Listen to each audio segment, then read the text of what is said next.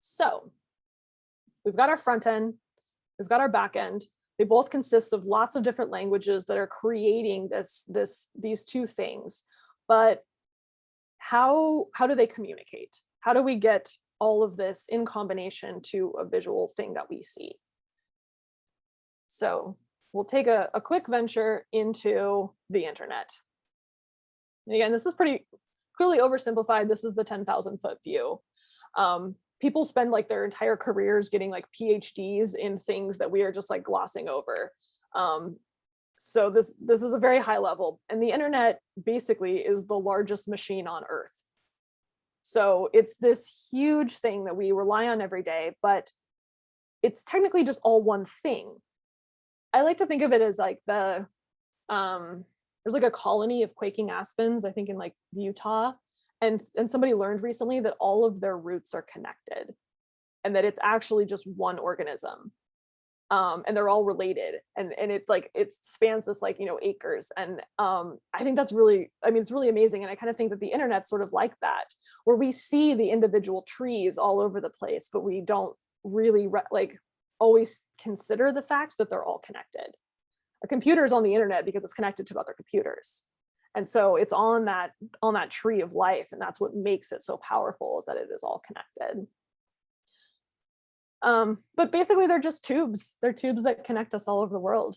And I particularly like this map because this shows all of the pipes that run through the oceans, which I think is really crazy to think about. But ultimately, I mean, it's just our computers like connected to other computers, and a computer that we use has a bunch of like user interface. There's a keyboard and the screen so that we can interact with it. But ultimately, the raw machine parts are just capable of storing information. And so all over the world, there's these computers that have all the user pieces stripped away that are just storing content, and those are called servers. It's just very efficient ways. It's computers that have been stripped away to really efficiently store code. And so our computer is connected to every other computer, connected to these servers whose job it is to store content. And really that's what the internet is, which is really amazing. And so when we create websites, we are hosting them, we are putting our website and storing the code on a server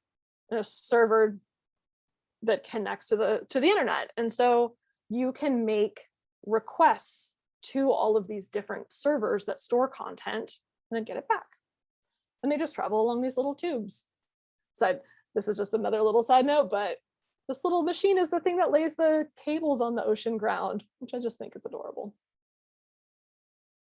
And I appreciate these people whose job it is to go out into the ocean and lay internet cables so that we can talk on Zoom.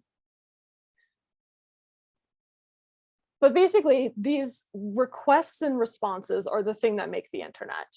We as a user of the internet hits enter on a URL, and we send out a request.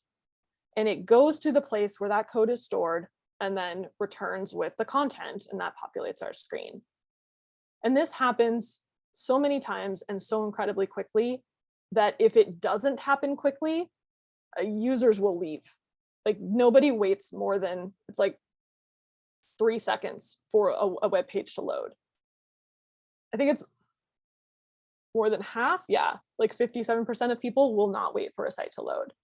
And that's all the job of the developer, is to create these requests and responses really efficiently so that when a user hits enter on the URL of their page, this request goes out to a server through the tubes of the internet and comes back really quickly.